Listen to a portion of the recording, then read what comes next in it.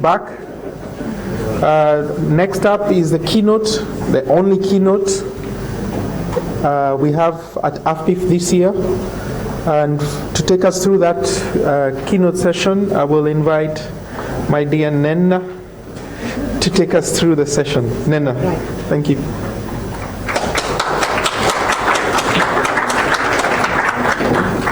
Hello everyone, and welcome again to Abidjan.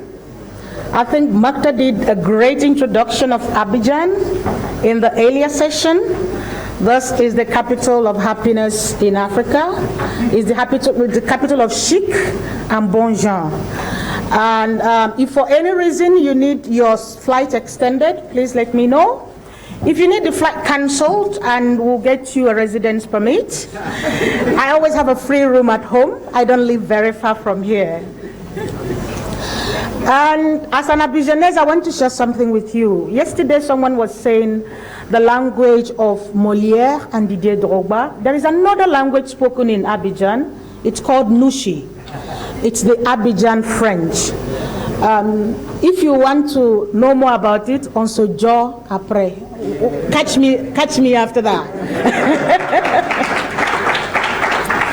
Right. There is good news and bad news. Which one do you want first? Okay. The bad news is that if you've been praying that, oh Lord, let Nnenna not take on the gender issue, the bad news is that the Lord has not answered your prayers.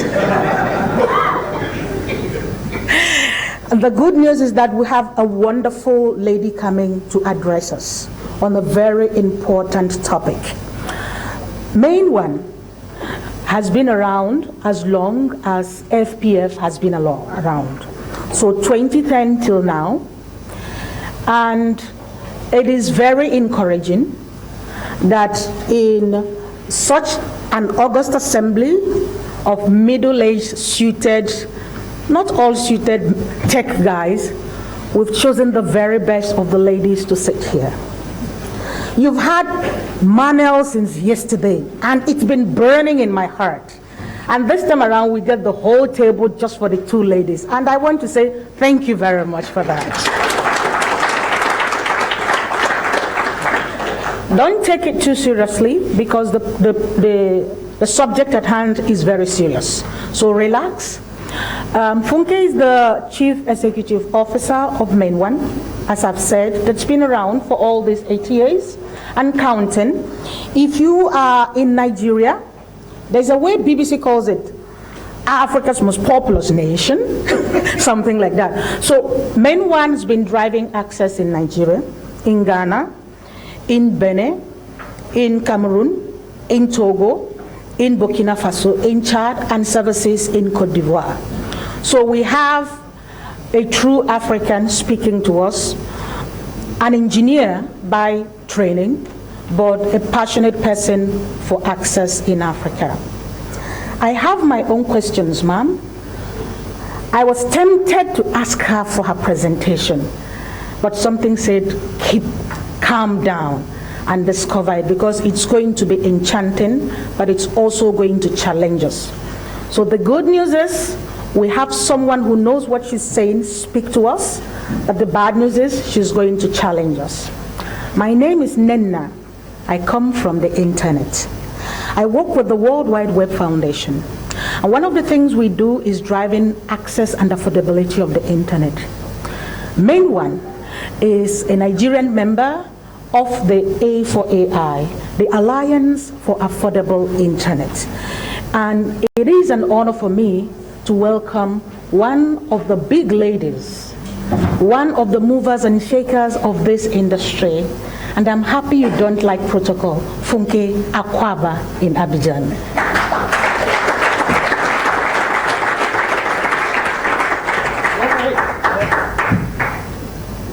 All right.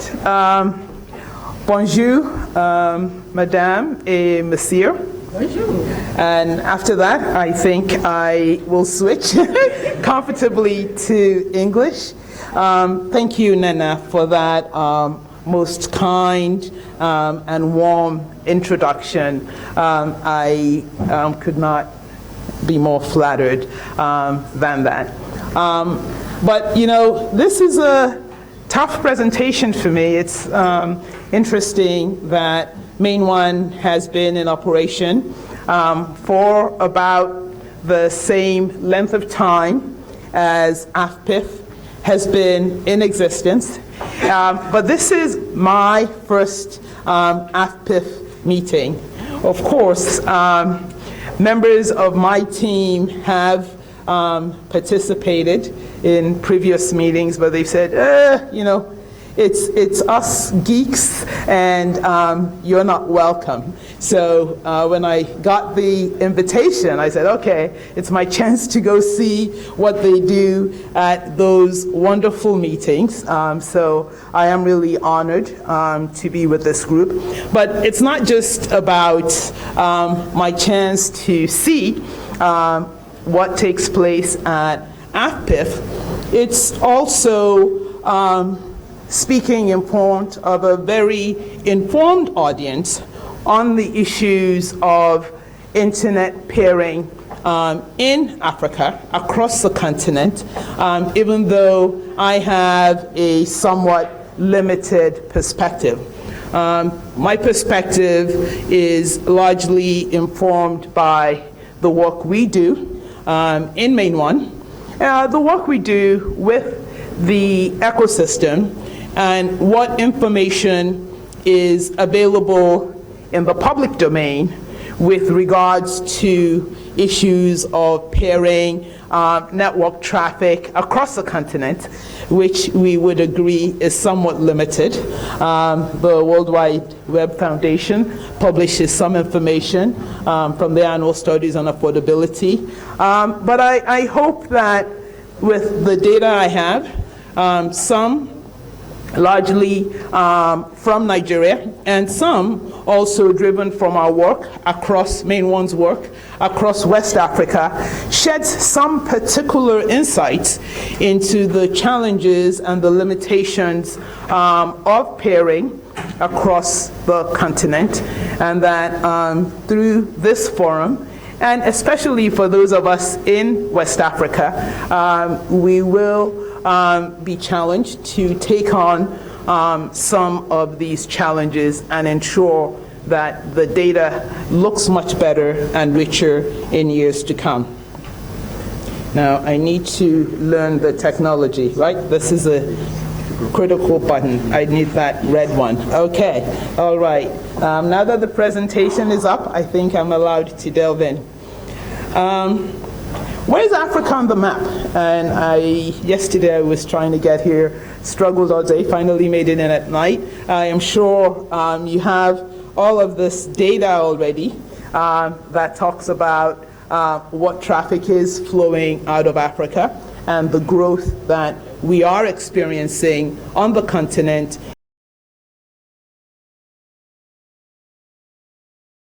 Shows that in 2015, total internet capacity in Nigeria, for example, was 214 gigabits per second. Some analysts pinpointed that number down to the last gigabit per second. I'm not sure about that, but we'll say perhaps we had around 200 gig. I think today that number is close to 400.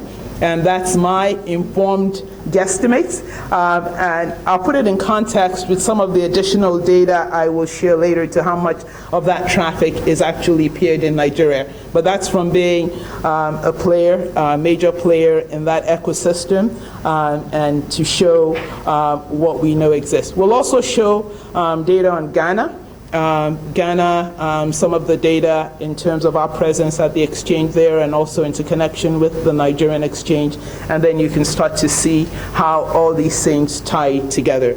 Needless to say, the influx of subsea cable, almost exactly, has been instrumental in driving the growth that we're seeing across the continent, but there is still a lot more work to be done to bring access, qualitative access at affordable prices, and with relevance to many more Africans. So what is the traffic mix today?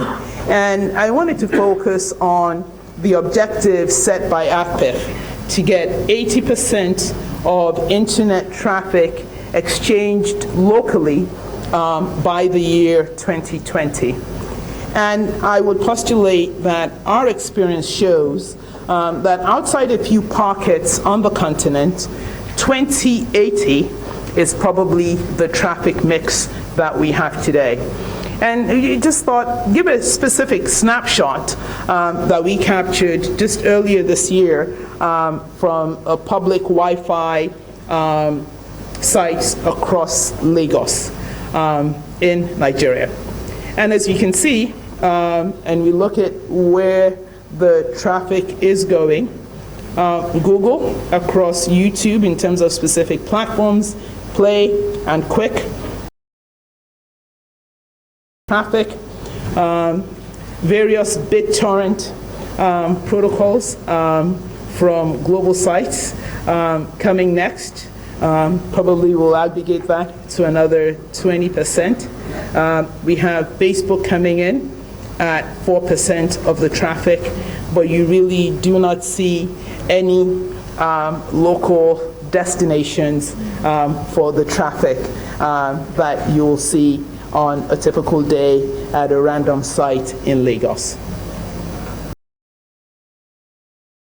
Who carries traffic in Africa?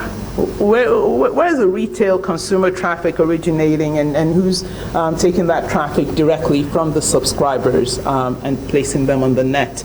And again, using this is data from the Nigerian Communications Commission as of June of this year.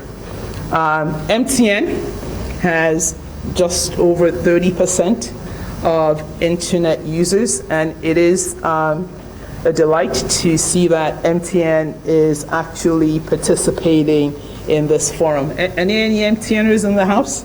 I know they're here. Great. And you're from MTN Nigeria, right? Okay, so there you go. And we need you to share traffic at the exchange.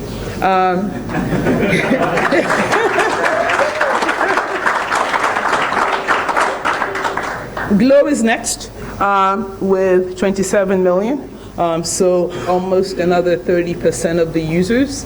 Airtel and what is now 9 Mobile, but up until, I believe, last month, was Etisalat in Nigeria. For all intents and purposes, for retail consumer traffic, the MNOs carry all the retail traffic in Nigeria. We have a few ISPs, 4G providers, largely services localized in the major cities. In aggregate, they would not reach 1% of the market. The data tracked by the NCC actually says all other is 30,000. I believe it's somewhat higher when you add in the Smiles and the Spectranets and the IPNXs and other retail ISPs that operate in the Nigerian market. But you could see that mobile is the primary means of accessing the internet in our part of the world. Now, the data is somewhat sketchy, so you kind of put together anecdotal information to say how much is it really. But I think globally it's accepted that we are a mobile-first continent, and you know, some statistics say 80% of all online sites viewed in Nigeria are viewed from a mobile platform. Now, you do have other forms of internet, but across a large part of the continent, mobile has led infrastructure deployment, and there is limited fixed infrastructure, limited fiber to the home, and as a result, we believe mobile is going to continue to lead in terms of consumer access for a very long time to come, if that ever changes, especially as the mobile technologies become more capable, 4G, 5G technology gets deployed and meets the requirements of the population in terms of information access and affordability. So with that kind of profile and recognizing that if we use Nigeria as a proxy, as Nnenna said, Africa's most populous nation, there are a lot of other statistics and acronyms. I will not go there, but you're welcome to add yours during the question and answer part of this session. We thought we'd take a snapshot of the Nigerian Internet Exchange. Mohammed, are you in the room? Sharing some of your data. So Mohammed, who runs Mohammed Rodman, runs the Nigerian Internet Exchange, is here at this forum as well. They have several locations across the country, and 3 of them in Lagos. And one of the sad things we keep talking about, extending the reach of networks and the internet into rural areas, is that the locations that they have outside Lagos almost see no traffic at all. So they don't even register on this chart. And the live data is available on the internet. I'm just not able to access it from here at this session to protect that, but you can actually go and look at the data yourselves. Now, the data in Lagos, 3 primary locations as at now. Ike Namani Medallion is in the room. They have an interconnect facility that is Internet Exchange at Saka Tinumbu at Medallion. And currently we're seeing 28.3. So majority of the traffic that is being exchanged in Nigeria is taking place at that location today. Who's present at the exchange?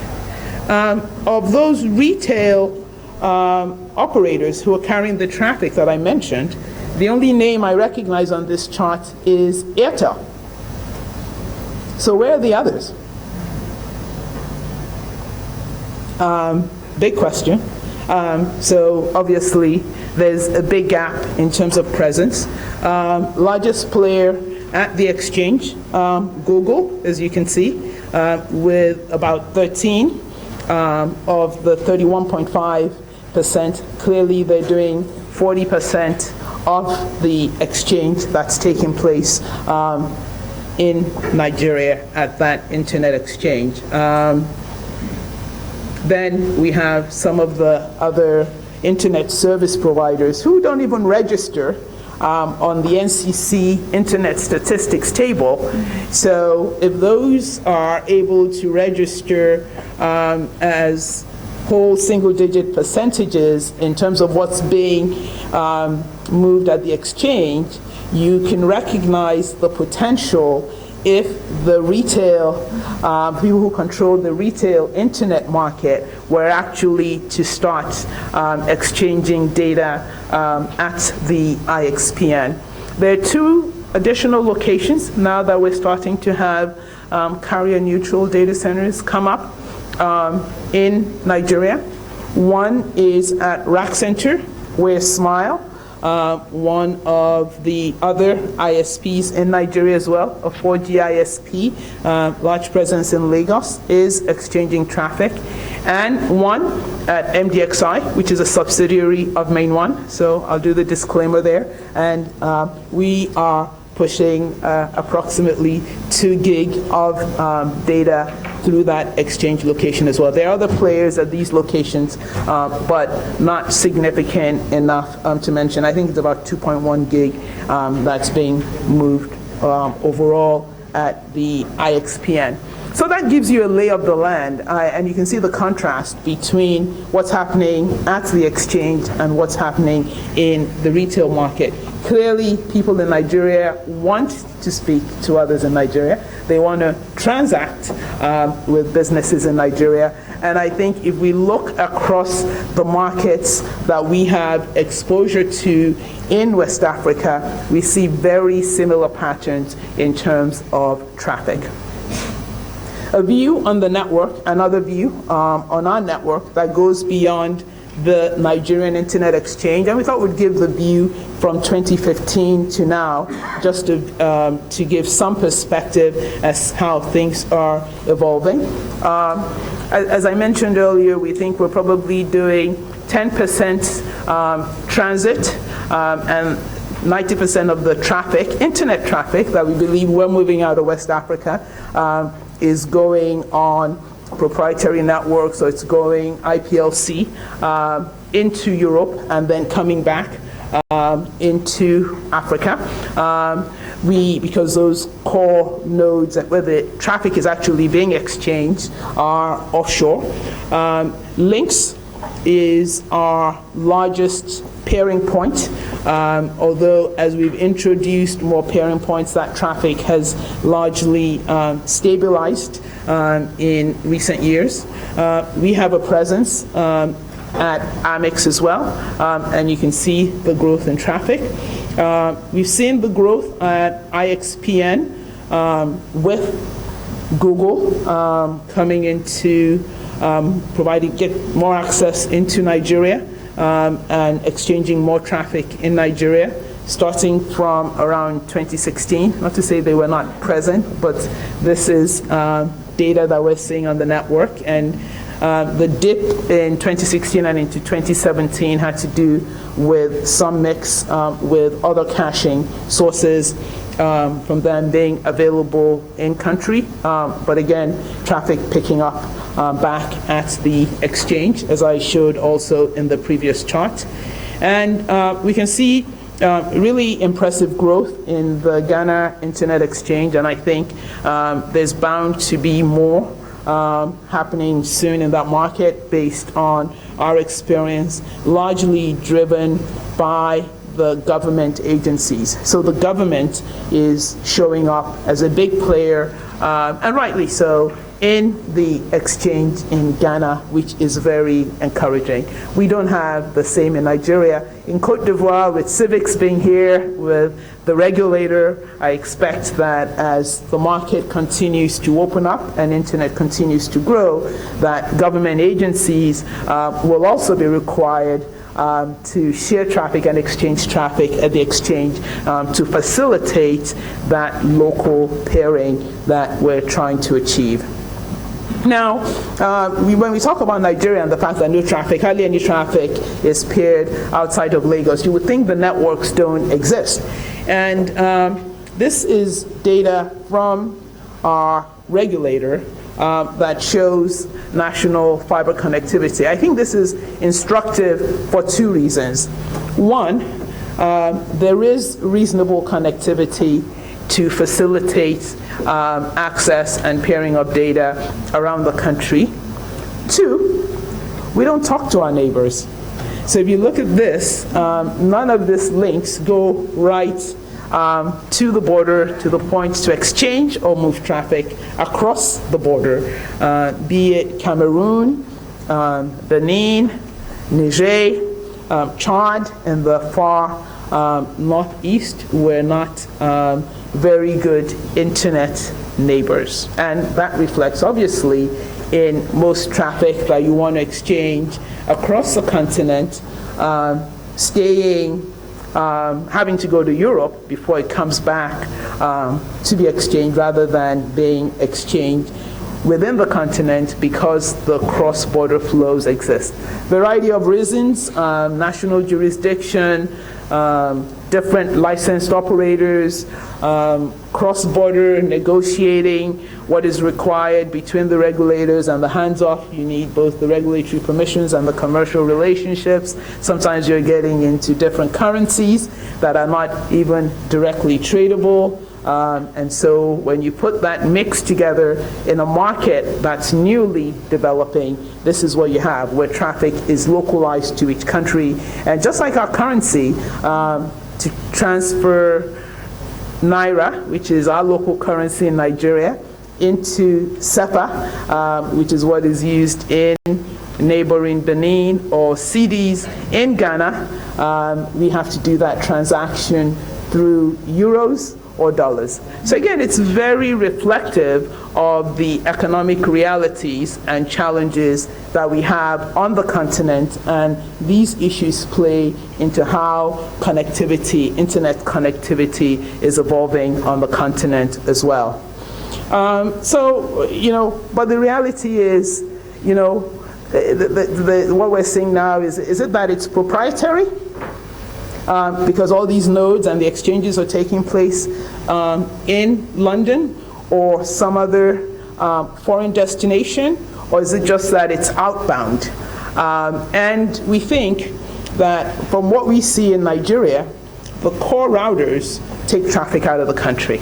There may be a presence or a connection at the exchange, but with the exception of Airtel that we saw register, the large retail operators are not exchanging traffic within the country. And we think it needs to start there, in-country, regional, and then you could really look across the continent as a whole.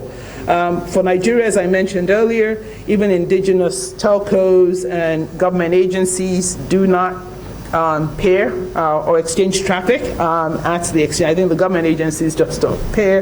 The indigenous telcos may pair, but really don't exchange any traffic. In Ghana, we're seeing better participation. And then majority of the local content enjoyed in the region is provided from offshore. Now, that is starting to change as traffic or the number of eyeballs on the internet in Africa increases. So to global purveyors of content, Africa becomes a more significant destination, and it makes sense. We're seeing a lot of developments with the establishment of POPs or nodes on the continent. I think Microsoft's announcement earlier this year of what they're trying to do on the continent, for example, is instructive. Google has been doing things for years, and that continues to grow. So we're starting to see some of that moving into the continent, but as of today, the majority of that data is being served from offshore. Now, why is it staying there? And why won't the operators who have these extensive networks and who are paying to move this traffic back to the continent, and they're pairing it offshore? Is it just solely anti-competitive behavior? And one of the things that influences it is, there was no solid national infrastructure when these mobile operators got licenses. So you want to look at the facts and the reality and the challenges of infrastructure that we have on the continent, as opposed to just pointing fingers and seeing how the problem gets solved. And so the market has grown by these mobile companies coming in and building their own proprietary infrastructure within national boundaries, just closed networks to carry the traffic of their subscribers at the best margins that they could generate, and at a price that the market is willing to pay. And because this is Africa, if you look at the GDP per capita relative to other parts of the world, it's much lower. If you look at the average revenue per user that the telcos are able to generate of this infrastructure, which has very similar costs wherever you're deploying it on a global basis, you can see why we have this hyper competitive environment, and why the proprietary nature of these networks have gone on for so long. And really, the internet market has only started taking off in the last 10 years if you look at when open access submarine cables started being laid around the continent. So, that is one reason. Just everyone is contained, and we're just looking at moving traffic from our subscribers, and there's not really infrastructure there or an enabling environment that facilitates that. So that is something for the regulators and the governments to key into, because we really need to drive in that direction. The next is limited local content or applications with mass appeal and relevance. Again, very new market, it's just growing. High cost of local hosting relative to doing it offshore. For the average startup that says, comes to me and says, oh, we're trying to do something locally and I'm just getting started. I said, well, there's so many websites, I wouldn't name any names, but you probably can get 1 year hosting free while you build up your app, and if you get any traction and you really have a performance issue, then let's talk about local hosting. But odds are, if you're just starting out, and for many in our market, they are just starting out, it is much cheaper to host where there is scale. But we're starting to see those inputs change. Data centers, Terraco is here, Angola is building one, MDXI through MainOne, East Africa Data Center. We're starting to see data centers of scale and world-class standards compliance that are able to host that global content on the continent. We believe the CDNs will come in to these interconnect points. Skills, certainly we have a full room with a good number of us Africans.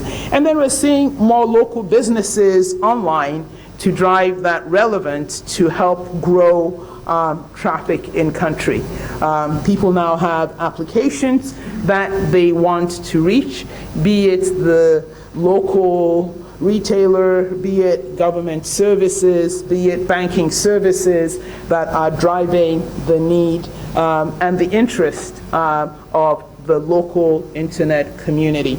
Lastly, is we should not forget that we have weak formal intra-African trade flows and connectivity. I gave the example of currency earlier.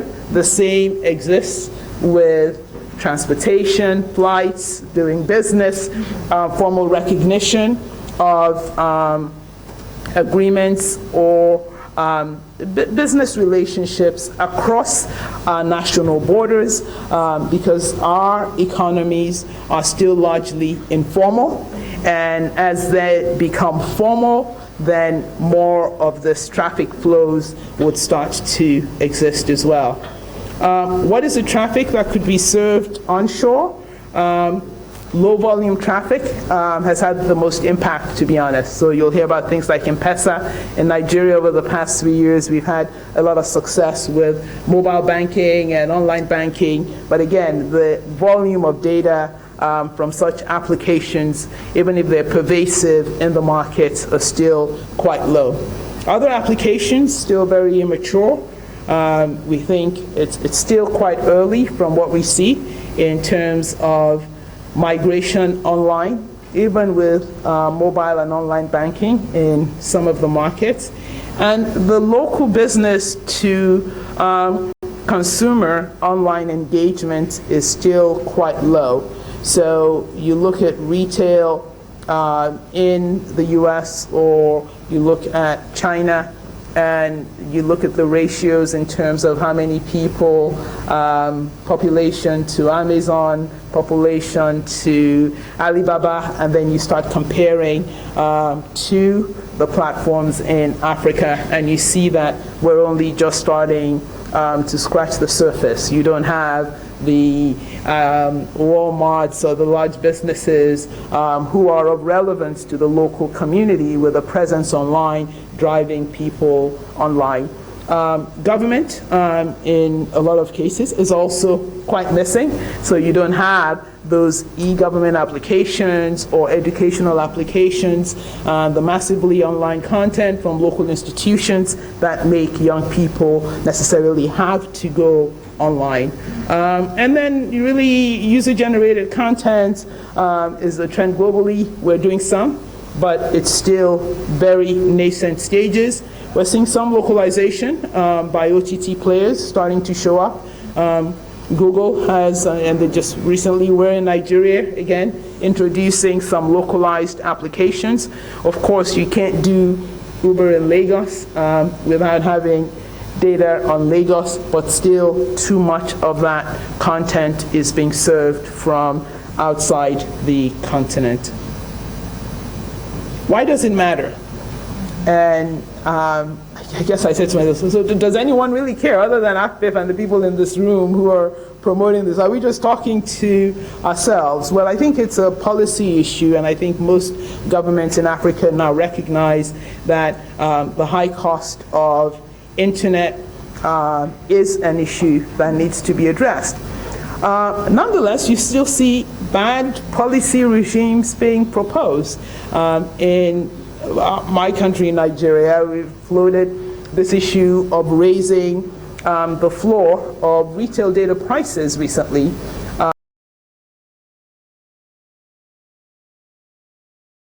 Recession. I would think there are two ways of addressing that issue. You can reduce the costs, or you can raise the price. Help the operators by reducing the cost so that then they can break even and not have to go out of business. And there's a lot that can be done with shared infrastructure, with exchanging traffic locally, which takes out that cost of the offshore transits to make that happen, rather than advocate what we view as not really helpful policy regimes when you look at it from a consumer standpoint. Continued poor performance, high latency to deliver that traffic, huge impact of submarine cable outages. I call that, why am I unable to reach my local bank or my other taxi company? Because a submarine cable has an outage somewhere in the Atlantic. We've had one of those on our networks, first in 7 years, in June. But just in West Africa, ACE had a shunt fault that they had to fix in June, and SAT3 also had an incident towards South Africa that's been repaired last month.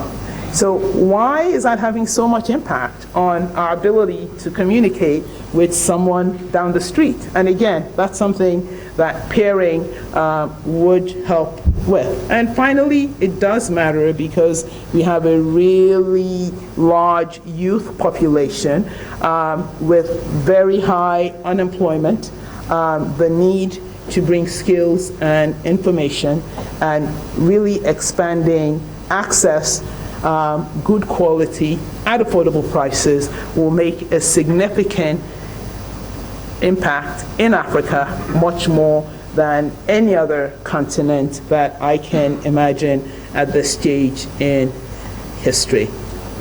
So what needs to be done? We really need to increase the attractiveness of this regional interconnect access points. And we don't need, because this is an industry that's largely private and end user driven. We're not advocating heavy regulatory intervention, but we do believe that regulation needs to have the right incentives to encourage people to be of the best behavior in terms of pairing and doing things that are holistically good for the society. We need to build scale.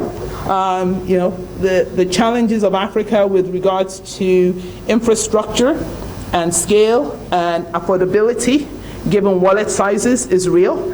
And a lot of these technologies are technologies of scale.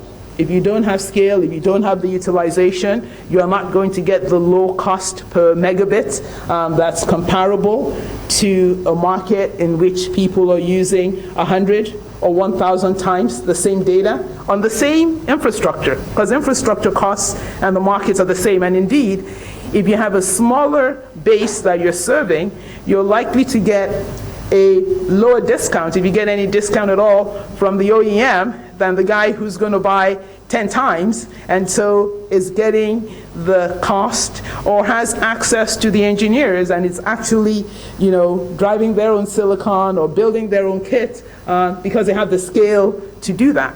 So Africa's already paying a higher price to get that infrastructure, and in addition to that, we don't have the scale or the build out or the number access to really drive efficiency. So that's something that needs to keep happening. We need more, but we also need scale, and we need players of scale to be able to drive the efficiency that we're looking for in the markets. The largest retail carriers need to exchange traffic at local exchanges. It's good business for them. It might level the market. One of the things I say is most of the competition you see at the retail level in Africa is competition by infrastructure and not competition by service. I own the infrastructure, I built the infrastructure, I'm the only one who can provide service there. It's like taking dirty water into the desert, you know. You're the only one who has water, people are going to buy it, and as long as you don't allow anyone else to take water from your well and refine it and sell it, people are going to keep buying that water. But we need to change some of those behaviors through a mix of incentives, and we need to be a push to get it to happen. One of the interesting things is with the OTT starting to localize content in data centers on the continent, people who are going offshore to get that data are going to have to come back to get it. So that's also going to drive a little bit of that behavior. We need to increase the number and capacity of exchange points. Governments could certainly assist in facilitating and fostering the growth of those to be of significant scale, and then the exchanges can continue to grow on an open private basis. We think we need to further incentivize by offering public and private pairing on local exchanges. I know people say private pairing, why do we want to do that? Well, it's better than no pairing at all, right? And if it does address the needs of the market and brings lower cost, higher performance access to more people on the continent who need it, then certainly it's a step in the right direction. Last but not least, obviously we need sustained economic growth and ease of doing business across the continent.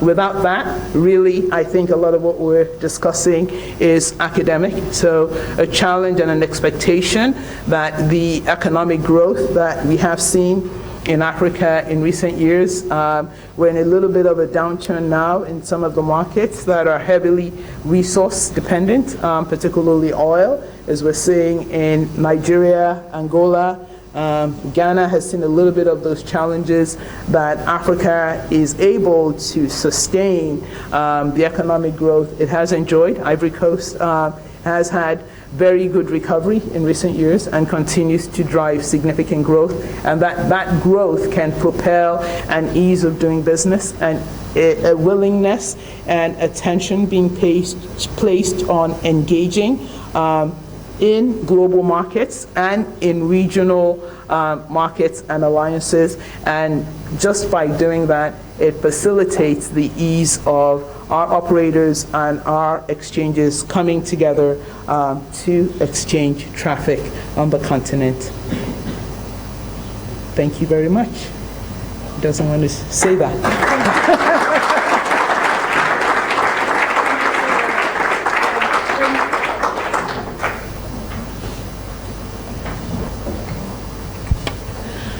People, how was that?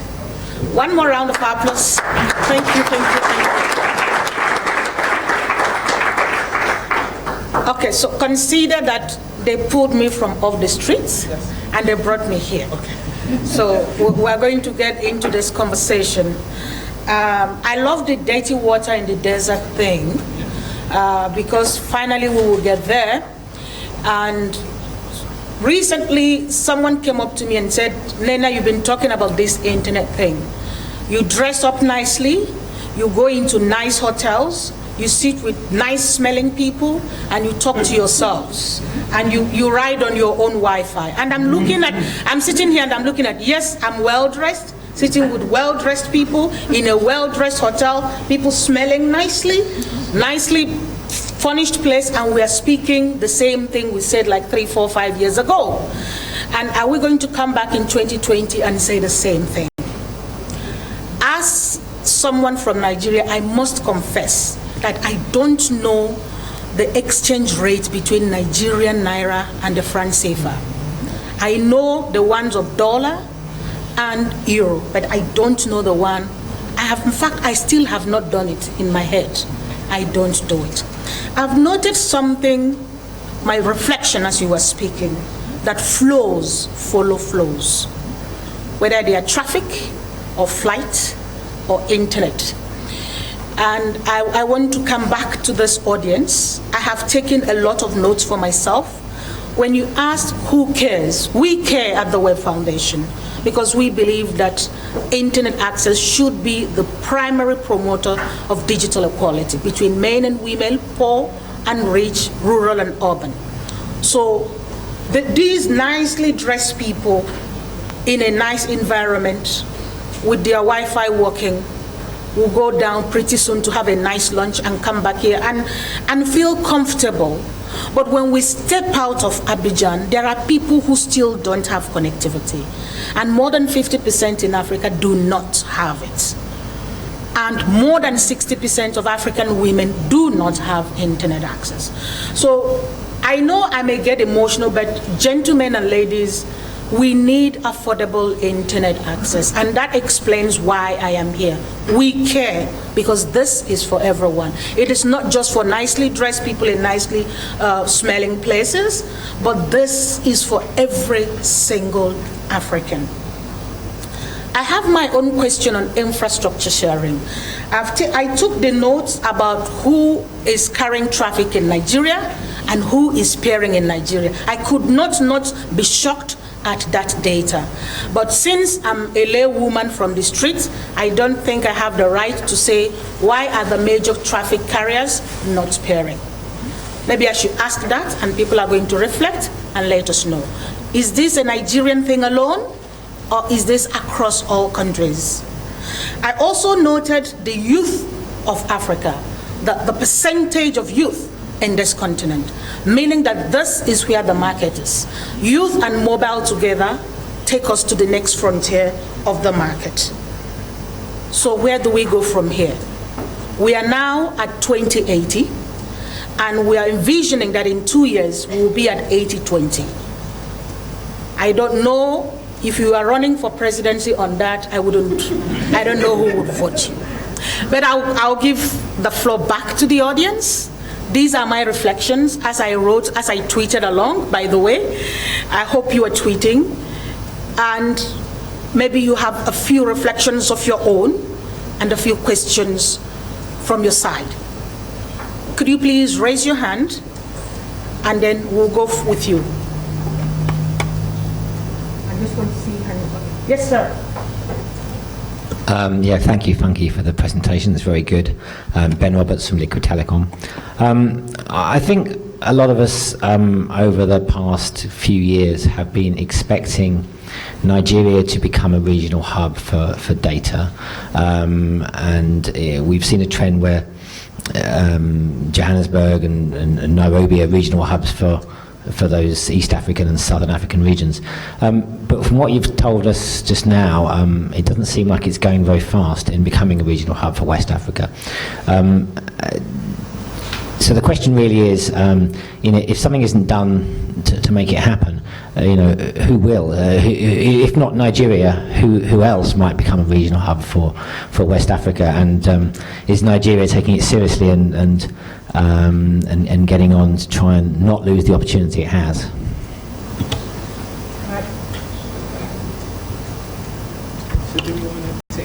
Let's take you forward.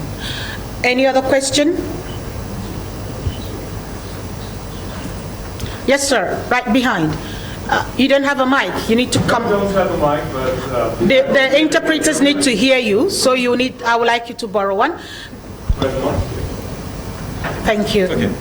Thank you so much. So my name is Gerd Simon. I'm with the DKIX, German Internet Exchange. And I have a few questions for you regarding, one hand, the relationship you clearly mentioned with the regulator, that there's something about the policies to be developed in order to allow more traffic exchange. But looking at the asset classes you operate with, so the cables, the ducts, these are asset classes everywhere, even buildings. So my question is, how do you attract the banking and the finance industry, who is used on the international financial investor forums to deal with shareholder return rates of more than 800% over 10 years? How do you attract the money of Africa to spend the money on serious infrastructure projects? throughout Africa in your country. And okay, in Nigeria, you're used to work with oil industry, so you know how to dig a hole in the ground and exploit the oil. When do you start exploring the digital oil to happen? And we can offer you a helping hand, but I like to hear about your obstacles right now, and how are your obstacles in particular with the finance industry? Thank you so much. Thank you so very much. Digital oil, baby. That's something. Okay, one more before we come back here. All right, I have my own question. It's the neighborhood of peers. That's what I wrote on my paper about all the kilometer of connectivity that Nigeria has, but that is in Nigeria, by Nigeria, for Nigeria, and all Nigerian. I mean, over yesterday night, I was wondering how Africa has a great regionalization policy. I mean, in West Africa, for those who don't know, we share the same passport across 15 countries of ECOWAS, and you could move actually by road from Mauritania to Nigeria. You only change buses once in Abidjan, okay? So we have a lot of free movement of people and goods to an extent in West Africa. We have the Northern Africa region, we have the Central and the CEMAC and East Africa. Is there a way we can build on this, what already exists, to move this forward? Mokhtar is here, maybe he will help us from the AU, and I saw someone from ECOWAS Secretariat as well. So I'm just thinking from the policy side, is there a way we can build on existing regional integration policies to beef up peering across Africa? Right. All right, great. So some interesting questions, and one of the things I will say is, I come from the private sector. Things happen in Africa because, Africans have needs. They are lots of well-educated, capable Africans, both in Africa, around the world, and they have aspirations. And sometimes, despite the macroeconomic challenges that we face on the continent, although that has improved within the past decade, and in spite of government policies, you are seeing things happen on the continent. However, the first question dealt with the issue of Nigeria, certainly with its population and with the raw economic data in terms of GDP, has the potential to be the regional hub for West Africa. And I couldn't agree with you more.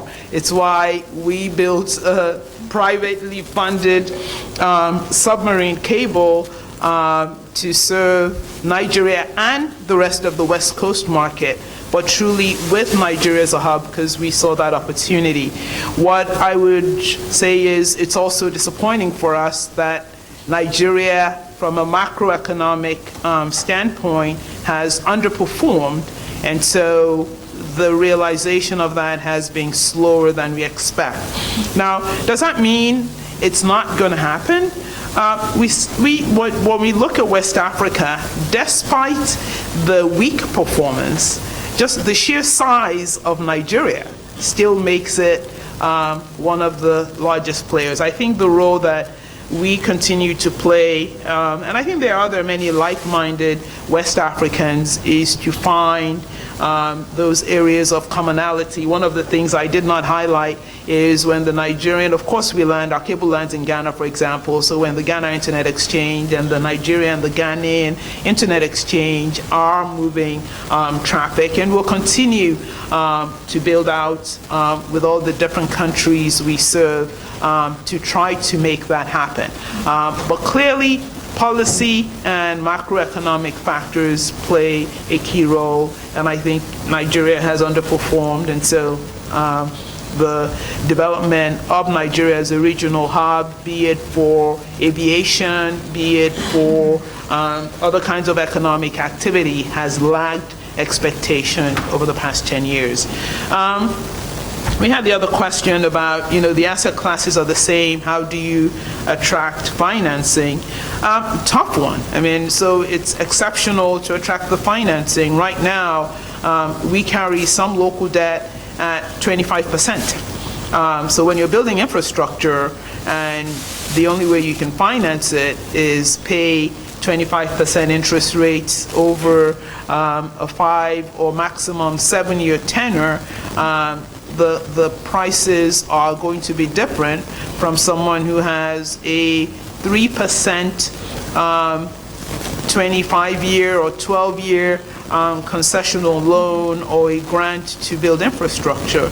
Not just that, if you're selling that into a market where average revenues per user are less than $5, and you have other markets where the consumption is perhaps 10 or 100 times, and average revenue per user is north of $50, then you start seeing the differences in the market. And those are some of the particular challenges the private sector faces in really building out scale and infrastructure on the continent. And I think within the peering community, because I tend to have this conversation about ease of doing business, and if I wear my other commercial hat, people say your bandwidth is too expensive, and I said, well, I built a cable 8 years ago, I'm still paying the debt, and it's 10% utilized. Bring me the traffic, and the prices will go down.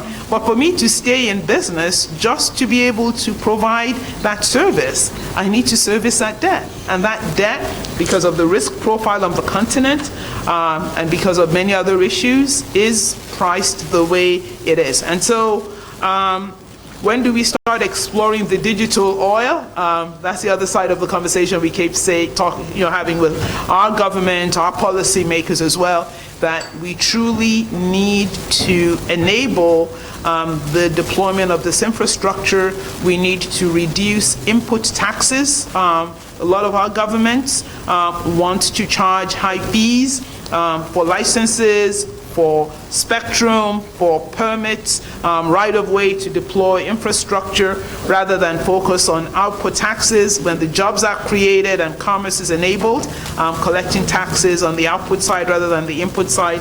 And so we continue to work with regulators and our government agencies to move in that direction so we can exploit the digital oil. Nonetheless, we can see that if we look at the growth rates we're seeing in Africa, that there is huge demand, there is huge interest and appetite from Africans to participate in this global digital transformation. And when you look at how much people are spending to access internet relative to their overall incomes, it's a greater share of wallet than is spent in most other parts of the world.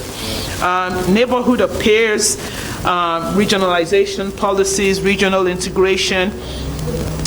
I think you answered the question because you said we have free movement to some extent. So I think the real issue is we have regionalization to some extent. Some regions are better than others. I think SADC is better than ECOWAS, as an example. I think COMESA, so exactly. So you kind of have to look at different, obviously, segments. Some are doing more in transportation, some are doing more with free movement of citizens, certainly in the Francophone countries, but that doesn't really then go over to the Anglophone countries in West Africa.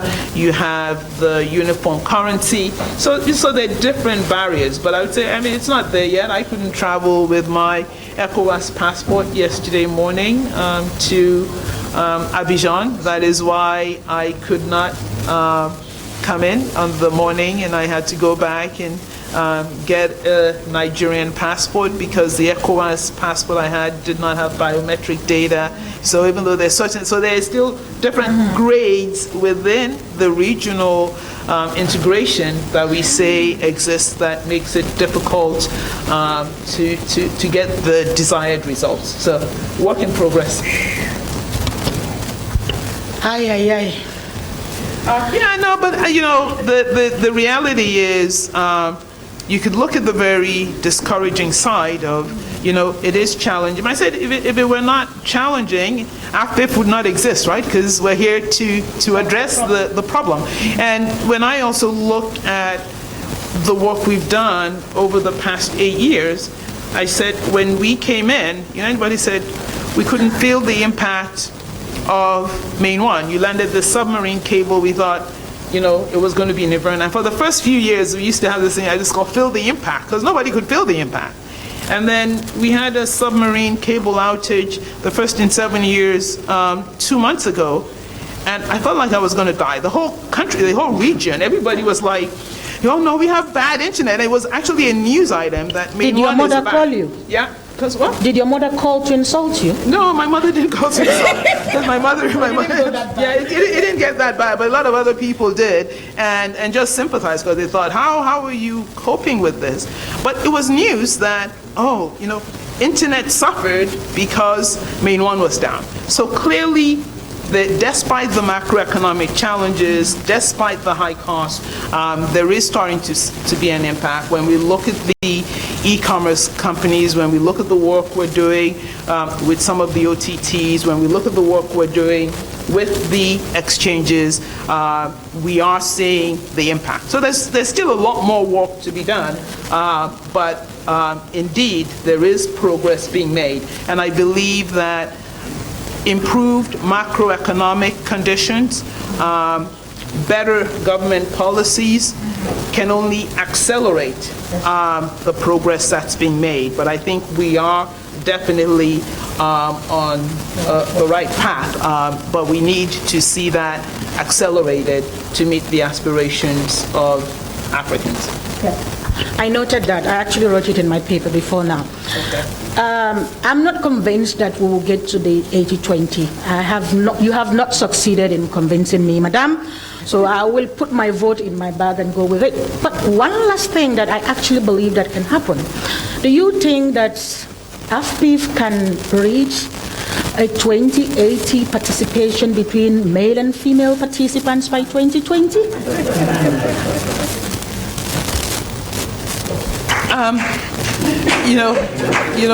Good question, and certainly I have a lot of interest in that subject as well.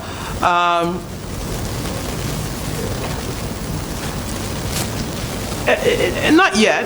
We have a lot of work to do on the continent with respect to access and also with STEM education in our institutions. So access to education, equal access for females across the continent, access to technology and the internet, which is enabling and empowering for young women, access to opportunity is what's going to change that. So, like you, concerns that we're 3 years away, and when you look at some of these indices, when you look at the UN Social Development Goals and the attainment of some of those objectives, they seem within reach.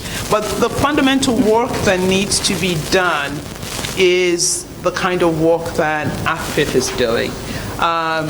When pockets of places in Lagos, like Yaba, where we've been enabled and have deployed infrastructure, we've seen the number of companies that have opened up, e-commerce companies. We've seen equal opportunity for male and female companies like Andela, who are driving software development on the continent, have very good gender representation, perhaps not a 50-50, but they are conscious about the need for diversity and explicitly work towards having a better gender balance. So we believe that the work that ACTIV has in bringing this access at a lower cost and better quality to more people will support the objectives of gender balance as well, especially through education. Right. Is that a question? Well, Chucky, I've packed up my stuff. Go for it. So my question is based on an observation that I've seen, and this is where you as a submarine cable operator are saying you have tons of capacity sitting, which you like to sell, and then you have the access providers who are selling it by the, I don't want to say, it's like medicine. It's a teaspoonful at a time. Yet the infrastructure that they are providing it on is capable to give me way more than I actually need. And looking at it from a simple perspective is that I have 4G, which means I can get in upwards of 30 megabits per second consistently 24 hours a day.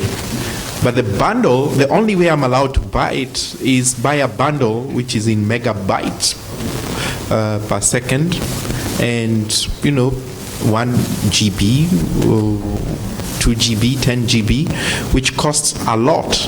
And so it's almost them telling me, well, here's internet, please use it in the morning, lunch, and in the evening. What's the network doing the rest of the day? Because you're not selling it to them at the same ratio of morning, noon, and night. What do we need to do to get operators to realize that the only way we fill up the pipes is if the end user doesn't have restrictions on when they can use access? Because it seems to be a defeating process where you're building investing a lot to put a lot of capacity on the, to get access. They're doing the same thing, but then at the end of the day, they're saying, well, just consuming morning, noon, and night. What do we need to do to change that concept? Okay, before I give my view, do any of the operators in the room want to take that question? All right, no, I'm happy to do that. Here's what I see. It was the same thing when we built and we first came in. We thought, everybody needs this connectivity. It's going to explode. But someone did ask that question about the cost of capital and digital oil. And while I will not make excuses for the operators, what I have seen in the 8 years is these operators came in as mobile operators when the markets were liberalized. They built out this proprietary infrastructure, carrying very thin voice traffic. Some of the nodes only had to support 100 megabits per second. So they did not need the latest OTN technologies or whatever to deploy that to get the kind of coverage and the margins that they require, because they're global investors, they're globally benchmarked as well. Now, data has come into the market. Cost of capital remains high, perhaps even higher. When some of the operators came into Nigeria, they had a 5-year tax holiday and other incentives to build out those initial mobile networks. Governments think telecom is a money spinner. So the cost of spectrum becomes more expensive. The cost of permits, the fees on towers, all these things become more expensive. And now you're faced with a transition from very thin voice traffic to literally having hundreds of nodes around the country that can support hundreds of gigabits. And to be honest, it's simply not happening.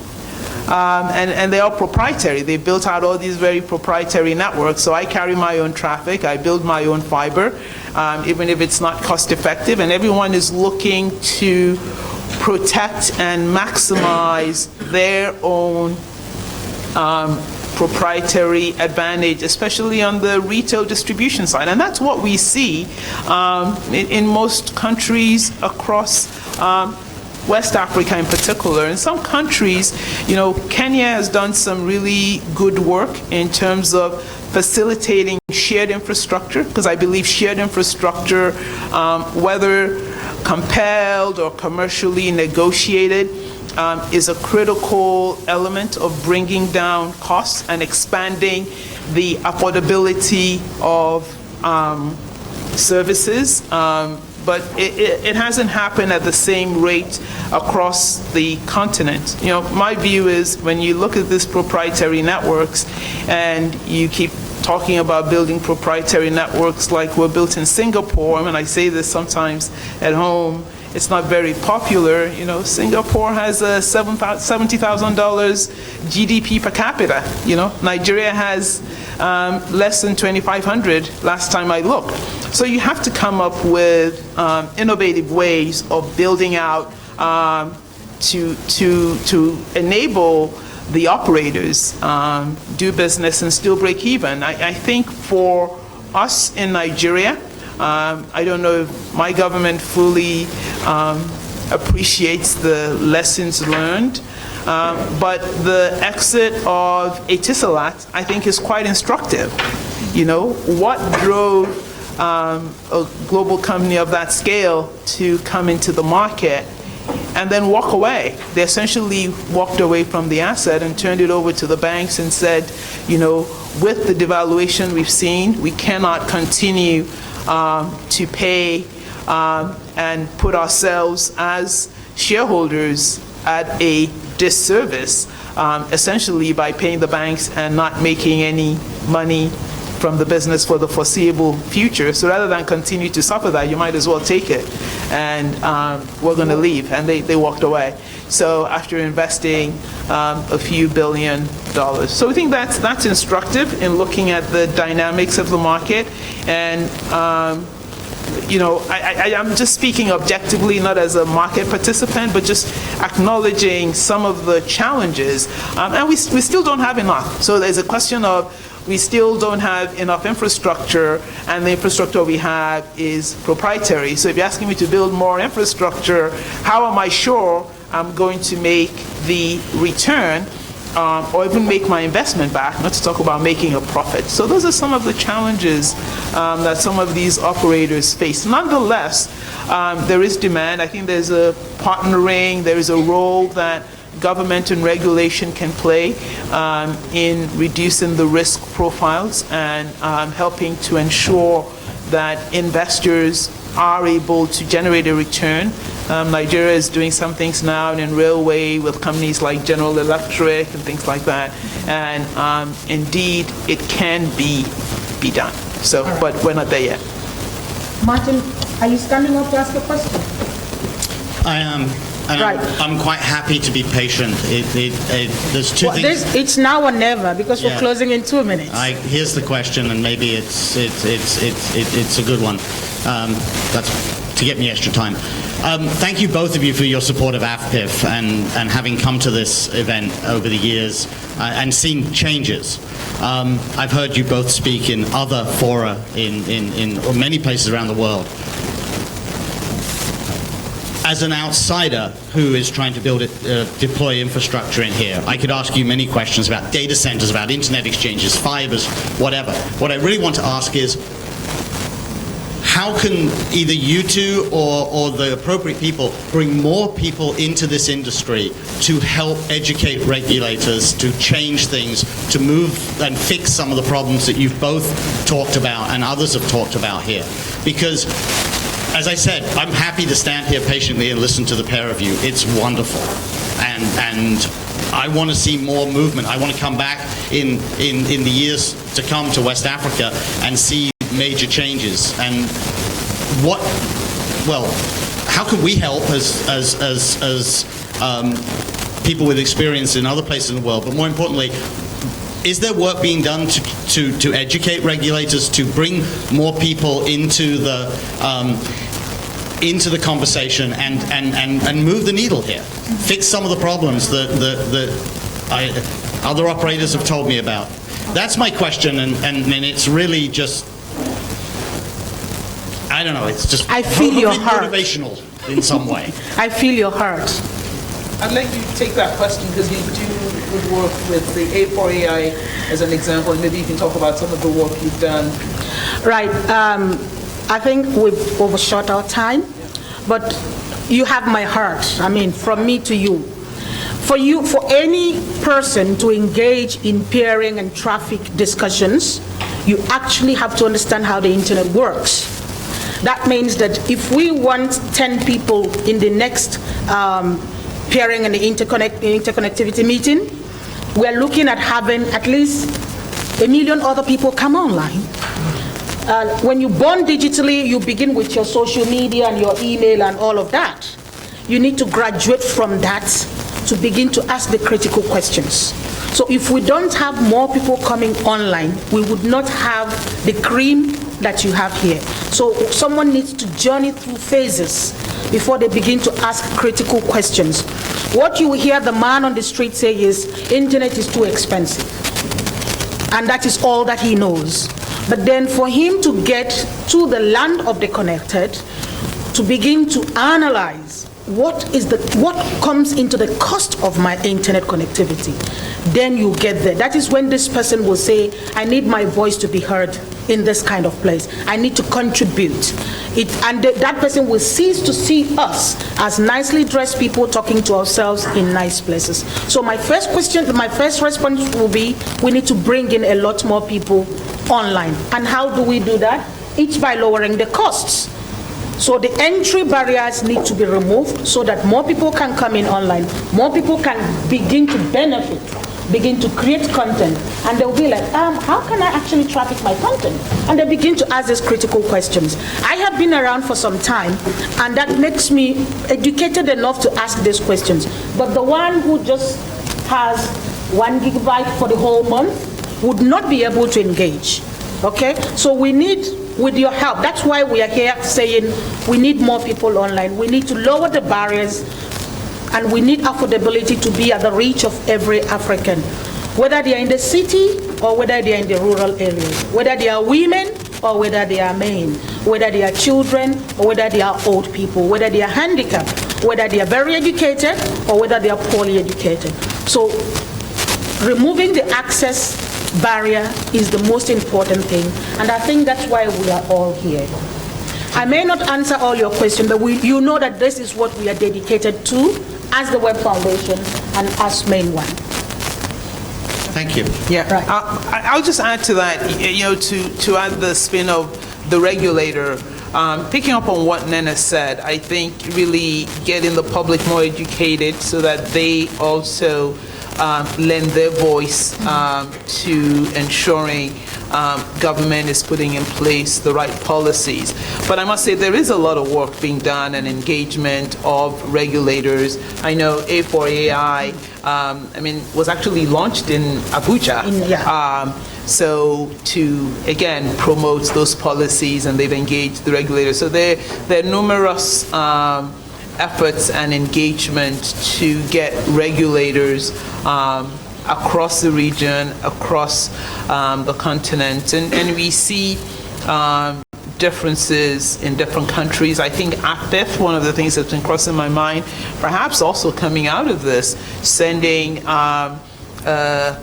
communique or minutes or the aspiration directly to all the regulators, as many regulators. Again, I don't think we can do it enough. So any other platform where we can come together and say, as a collective, as a body that's relevant and that has a stake in this, we need you to do more of this, I think would be helpful.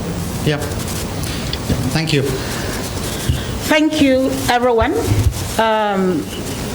Funke, thank you so very much for being here. I heard something in Nigeria. They don't just say thank you, they say, may your kind increase among us.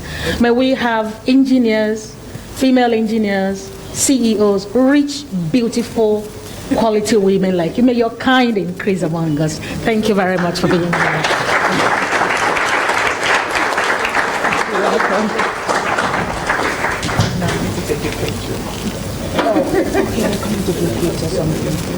missed a lot of calls while you were speaking.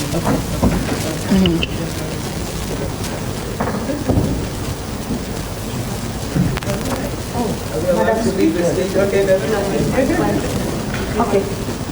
We need to wait.